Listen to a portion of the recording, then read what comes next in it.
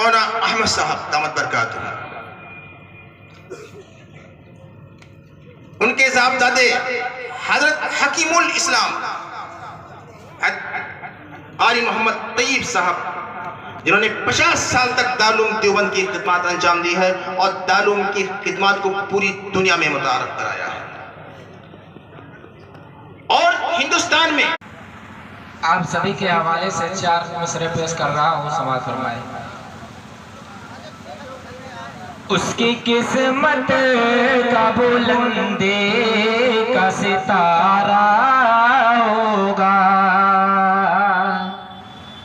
उसकी किस्मत का बुलंदे का सितारा